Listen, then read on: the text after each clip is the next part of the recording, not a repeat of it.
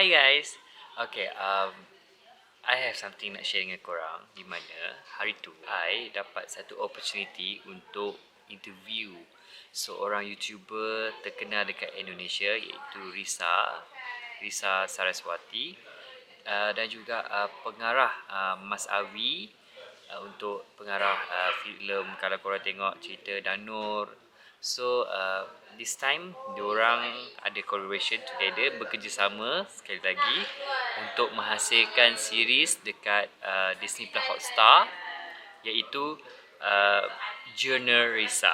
So Jurnal Risa ni adalah satu series yang korang kena tengok because ini adalah kisah benar daripada kehidupan Risa sendiri dan juga keluarga Risa, di mana keluarga dia boleh berkomunikasi dengan makhluk halus di alam makhluk halus lah, macam benda-benda yang menakutkan, benda-benda yang seram kan. So saya diberi peluang ini daripada Disney Plus Hotstar untuk interview mewakili media, antara media dekat Malaysia, untuk interview tim Junior Risa. Jadinya korang saksikanlah sesi interview saya dengan Risa dan juga cousin dia dan juga Mas Awi. Okay, hi, good morning, good afternoon. My name is Ahmad. Okay, first of all, I already watched Generisa. So for me, for 2 episodes is quite interesting, sangat menarik. Yes. So waktu I tengok 2 episode, I rasa macam ada some question yang interesting yang I nak tahu. I want to know more about the series, about the storyline. So my first question is, apakah yang membuat cerita Generisa ini unik? Oke, itu aku yang jawab ya. Jadi Bisa, boleh. kalau dari sisi saya sebagai seorang penulis gitu, yang membuat ini cerita jadi terasa unik karena ini diangkat dari cerita real, itu keluarga saya yang mengalami, dan saya juga menulis novelnya pun diangkat dari cerita-cerita masa kecil kami gitu. Dimana sekarang semua orang tahu kalau kami bikin channel YouTube yang isinya satu keluarga bisa berkomunikasi dengan hantu. Nah, yang membuat ini jadi menarik adalah orang nggak tahu bagaimana cara kami melewati masa-masa sampai akhirnya seperti sekarang. Nah, semuanya itu akhirnya diceritakan di novel, lalu dikembangkan oleh Mas Awi dan MD menjadi sebuah series yang menceritakan bagaimana proses itu terjadi, tepatnya pada saat kami masih kecil. Itu yang the unique thing about Generisa. Yeah. And by the way, I pun follow you punya YouTube. So for me macam wow, it's scary. Terima kasih.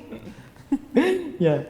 Okay, second question from me, apakah idea di balik adaptasi novel ini? Bagaimana proses untuk discussion proses before jadinya Generisa?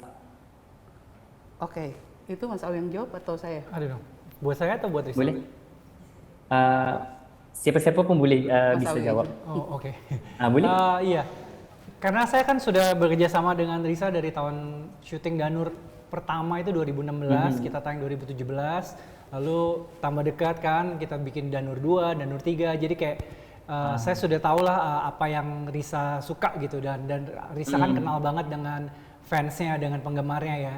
Jadi ya waktu saya ditawarkan series ini dan saya tahu tayangnya di Disney Plus, saya langsung ngerasa oh ya udah, berarti kita pendekatannya memang harus menjadi sebuah, meskipun genrenya horor, tapi ini harus menjadi sebuah tayangan yang family oriented, yang bisa disaksikan oleh anak-anak, orang tua juga bisa nonton. Nah, jadi kayaknya yang pendekatan ceritanya atau waktu kita story development itu dulu yang kita pegang, bahwa memang ini akan menjadi sebuah series horor tapi menjadi sebuah tontonan keluarga.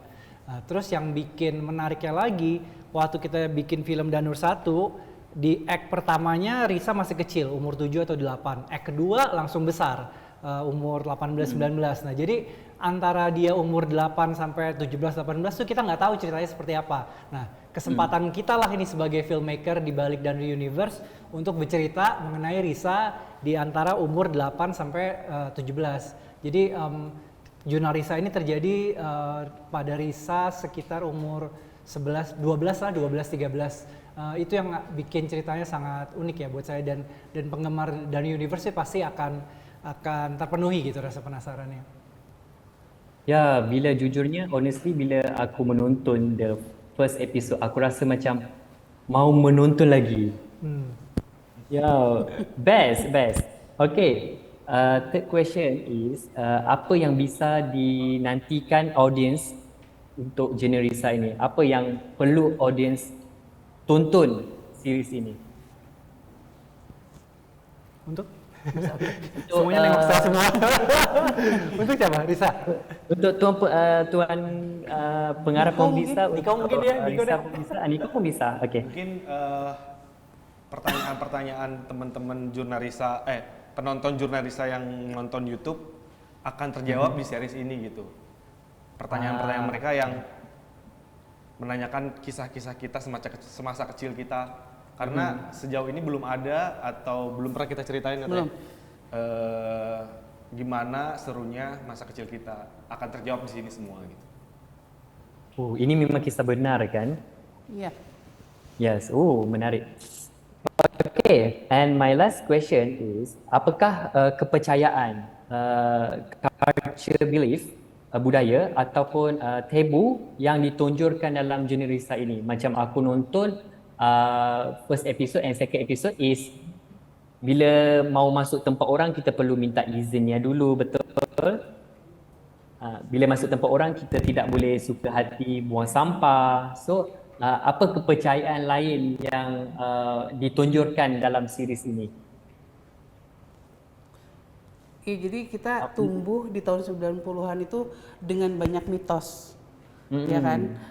Mungkin sekarang anak-anak kecil tuh udah ngerti gadget, teknologi segala macam. Tapi pada saat kita kecil, tahun 90-an ketika kita main kemanapun, pasti orang tua banyak sekali bikin larangan gitu. Yang akhirnya hal itu juga yang dimasukkan ke jurnalisa di series ini. Ya Mas Awi ya? Mas Awi bisa nambahin?